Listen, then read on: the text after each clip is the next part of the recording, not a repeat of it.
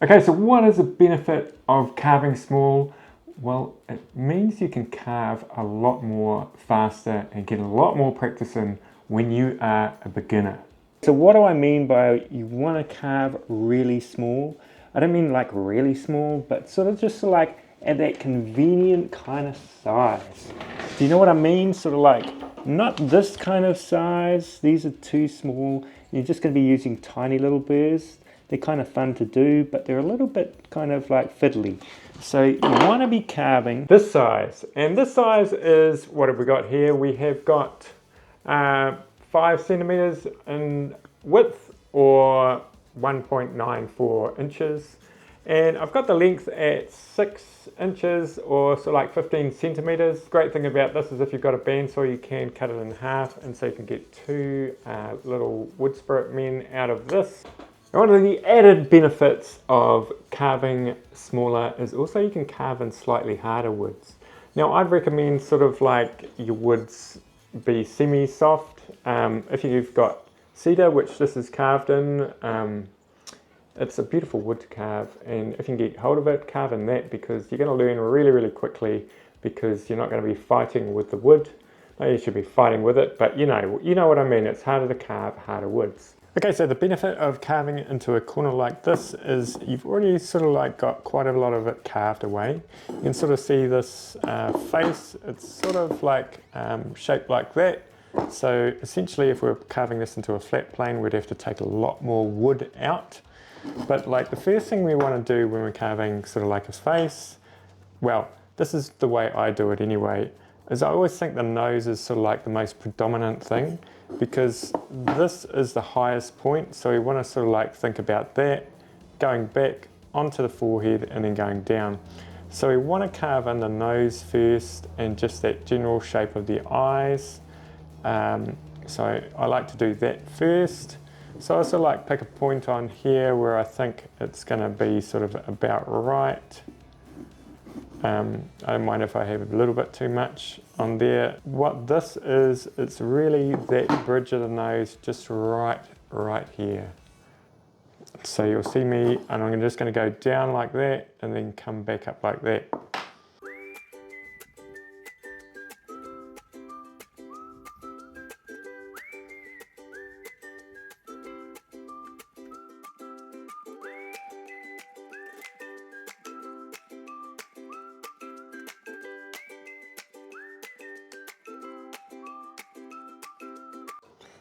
Okay, so you can sort of see we've got that general kind of shape in. Like this will probably go back a little bit more. I just haven't carved that in. What I do next is I tend to sort of just etch in the kind of the nose part. You can sort of see the nose on this. It sort of like comes down like that. But we're just interested in getting sort of like this kind of like wide part happening here. And then we tend to refine it as we go along.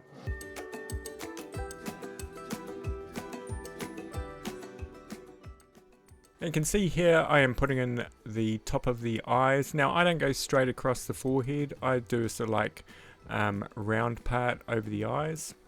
Okay, and so to refine these kind of like shapes now, you want to kind of like go to smaller burrs. These are both fine burrs by Kutzall. One's a sphere and one is a taper burr. And so I tend to use those quite a bit to sort of like shaping. You can sort of see with the eye, to form that kind of cheekbone up here, you kind of go down through from the nose and then go up. And the result of doing this is you actually form a mound here as well, which is quite nice. And you can sort of see that eye is just starting to form there, and I just sort of like keep on going underneath it until it kind of forms a little bit more, and then I will go in with like a Kutzall taper burr and make it just sort of like smooth it out and make it sort of like into an oval. It's got a little bit of an indentation there at the moment, but I just smooth that out, and so that formed that, and now I'm sort of like looking at the nose. Okay, so you can sort of see it's starting to take shape here. I probably need a little bit more depth in the eyes. You can sort of see this one is quite deep in there. and the eyes are sort of like flat on the face that way, and the forehead's dropping back like that. So essentially it kind of forms itself in a lot of ways, but so yeah, I probably need to go deeper in there once I start making the eyelid. Eyes, I might actually just leave this at the moment, pretty happy with that. I might put a little bit of that nostril in just so it gets a little bit skinnier. And the next thing I quite like to do is sometimes is to put the corner of the face on, so where it drops away. What I mean by that is that part there. So like you can sort of see it go just where the eye is, and then it drops away backwards. Now you can put hair in then, and that's the kind of opportunity to do it, because if you cut away too much, you've got no sort of like leeway there to put any hair in.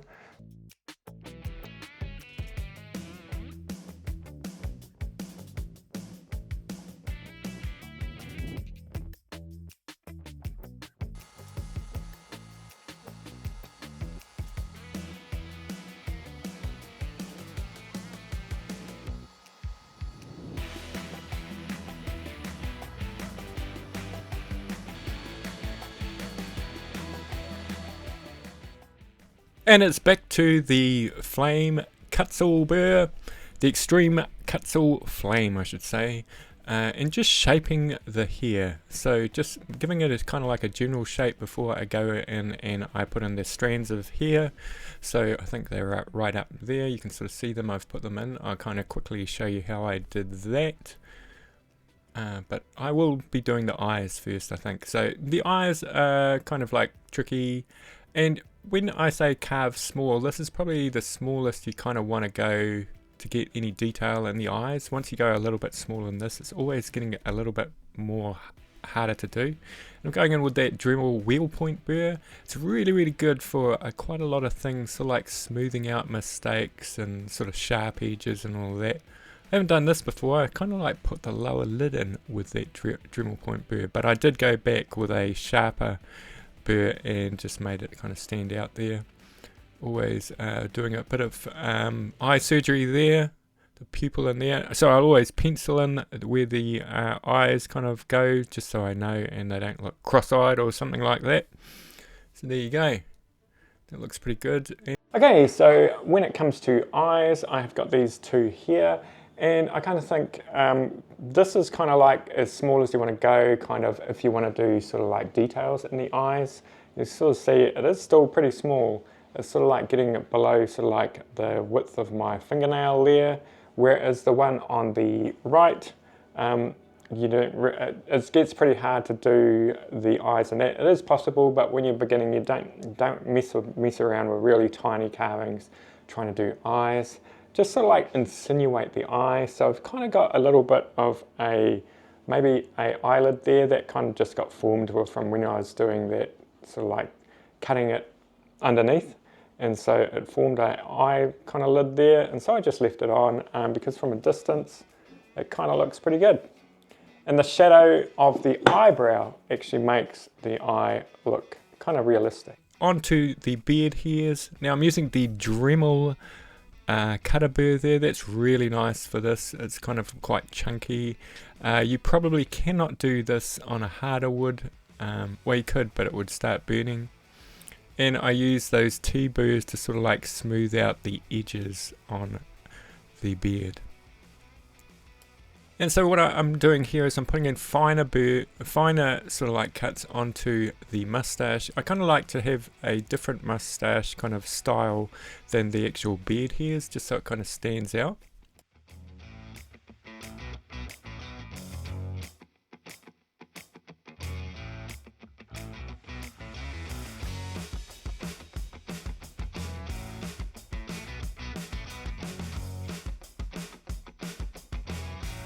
And here we go, we have got the finished work here.